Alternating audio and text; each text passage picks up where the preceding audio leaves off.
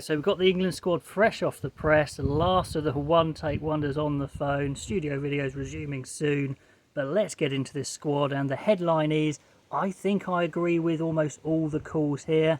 That's not the issue. The issue is it good enough? Have England got good enough players to challenge in this World Cup? As a fan, I'm kind of hopeful they can get together at least a 15, maybe even a 23 that's competitive, but we will see. But anyway, hookers. They are basically leaving out Jamie Blamire. Theo Dan didn't have the greatest debut, but I think it was 50-50 between those two, so not too much difference there. Jamie George is the obvious starter, and he's kind of alone. If he is injured, it's kind of trouble. They've included Jack Walker, who's been in the rehab group for a while now, so they've got a lot of faith in him, but again, inexperienced. I don't know. He's definitely physical. I think he's got the athletic ability. Has he got the line-out throwing? Not sure. So a lot rests on Jamie George there for sure. Maybe kind of the weakest group of hookers we've had so far, certainly in experience. Loosehead, Ellis Genge was always going. Joe Marler, well, he's going there for his scrummaging, essentially. He's not getting around the park like he used to. And Mako Vunipola isn't in. Could be he hasn't recovered from his injury in time. Could be a tactical call. I'm guessing it's an injury thing, because Bevan Rod he's a bit lightweight. He's exciting. He's got some impact, but I think they would have taken Mako if he was fit. But anyway, the three tight heads go. That was always going to be the case. Only three tight heads in the training squad. Dan Cole, his fourth World Cup. Another going there for his scrummaging potentially. Sinclair's been okay. Stewart looks like the out-and-out starter there. Good scrummaging in the last game, to be fair, from him. Second rows, I did say Johnny Hill was the weakest, I thought, of the three that we saw in the last game, and indeed he misses out, so I'm fairly happy with that, I guess, but he's not the strongest because Ribbons has only played a few games.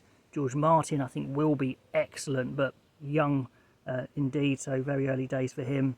Ollie Chesham's included, so hopefully that means his rehab's going well. I think he's in some sort of training. They need him. They really need him. With the Toje as the obvious starter, I think they really want Chesham there, fit and starting. Talking of Curry, he's in the back three of the scrum, the back row. A minor injury, I think Curry's got, but no, he's always going to be included, even if he was even more injured, I think. Ben Earl, good news, Ben Earl is there. He's got the talent. He showed it. He's got the right age. He's in that kind of late 20s. Hopefully, well, we need someone to step up big time for England. Maybe he could be the one. Courtney Laws is there, another fourth World Cup. A lot of hope in him. If he goes as a big six as well, gives them loads of line-out options. We haven't seen, obviously, England proper team go out so far, and I think he would be in it. The line-out needs to function. So far in the last game, it was pretty awful, but hopefully it can get together because they've got Wales, Ireland and Fiji, those three warm-up games to get in shape. So we need that line-out to function. Lewis Ludlam never lets England down. Yeah, he probably was one of the better players in that last game. He really takes to international rugby. I'm not sure he's the biggest, the quickest, but he never let you down and can cover all across the back row, which is going to be needed because I think he probably goes as the second number 8, actually. I mean, Ben Earl could do it, but I think Ludlam would be the second 8 because Billy Vunipola is there as the main 8.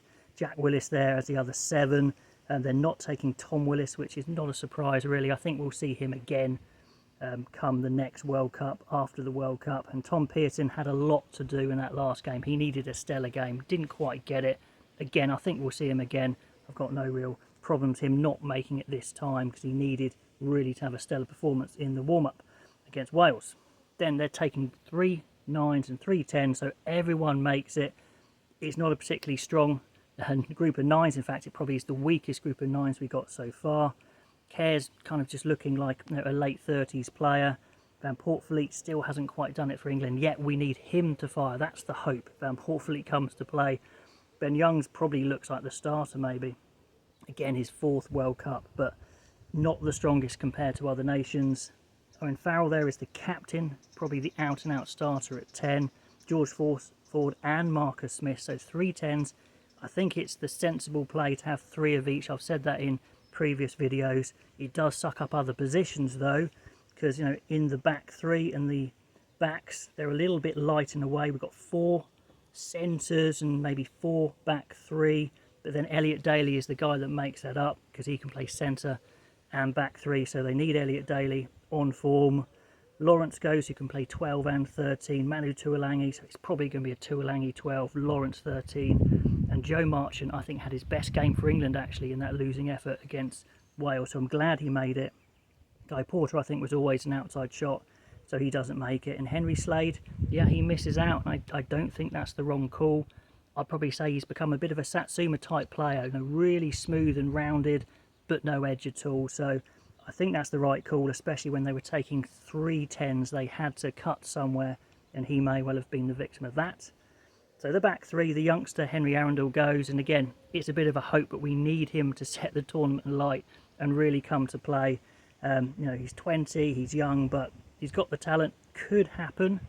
Max Malin's kind of silky, smooth, not particularly quick, not particularly powerful, not going to scare many defences, but you know, can do a job, can cover fullback as well. Be interesting to see who the backup fullback it is to Freddie Stewart. Is it Max Malin's?